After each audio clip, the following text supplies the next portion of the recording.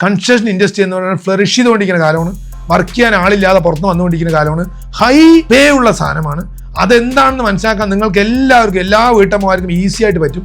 ഇത് രണ്ടേ സാധനം മതി. ഒന്ന് സത്യസന്ധതയും, ഒന്ന് കോമൺ സെൻസും. അതിന്റെ കോമ്പറ്റീഷൻ ആരും ഉണ്ടാവില്ല. ബിക്കോസ് ഇതിൻ്റെ അകത്ത് മുഴുവൻ കള്ളന്മാരാ. സത്യസന്ധതയും കോമൺ സെൻസും ഉണ്ടെങ്കിൽ നിങ്ങളെ കഴിച്ചിട്ട് വേറെ ആൾക്കാർ വർക്ക് ഉണ്ടാവും. അപ്പോൾ ഇതിന് ഇപ്പം തന്നെ നിങ്ങൾ വർക്ക് ചെയ്ത് തുടങ്ങുക, പഠിക്കുക, കറക്റ്റ് ചെയ്തെടുക്കുക.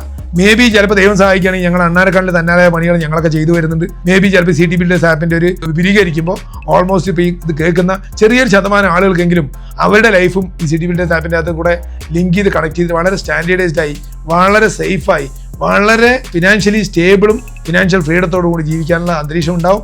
യെസ്, ഇനി ഇത്ര ഫിനാൻഷ്യലി സ്റ്റേബിളും സാധാരണ കൺവെൻഷണൽ മെത്തേഡിൽ പുറത്ത് കിട്ടിയില്ലെങ്കിലും അതിന് നിങ്ങൾ ക്ലാരിറ്റിയും സത്യസന്ധതയും, അല്ലെങ്കിൽ നേരത്തെ പറഞ്ഞ അതിൻ്റെ അത് പഠിച്ചു കഴിഞ്ഞാൽ തീർച്ചയായിട്ടും നിങ്ങൾക്ക് നിങ്ങളുടെ കഴിവിനനുസരിച്ച് വർക്കറാവാം, കുറച്ച് കഴിഞ്ഞാൽ മേസ്ത്രി ആവാം, വേണമെങ്കിൽ കോൺട്രാക്ടർ ആവാം. ഇനി അല്ല പുറത്ത് IT വേറെ എന്തിനാണോ സ്കോപ്പ്, ഒരു കാര്യം ഞാൻ എൻ്റെ വീട്ടമ്മമാരുടെ അടുത്ത് പറയാൻ ആഗ്രഹിക്കുന്നത്, ധൈര്യമായിട്ട് നിങ്ങളുടെ ആ മൗണ്ട് ചെയ്ത് വെച്ചിട്ടുള്ള വീട്ടമ്മമാരാണ് അത് ചെയ്യാൻ പാടില്ല, ഇത് ചെയ്യാൻ പാടില്ല, അത് ചെയ്യാൻ പറ്റില്ല എന്നുള്ള ആ ടൈ ഉണ്ടല്ലോ, ആ അടച്ചു വെച്ചിട്ടുള്ളത് ദയവായിട്ട് മനസ്സിന്ന് ബ്രേക്ക് ചെയ്യുക.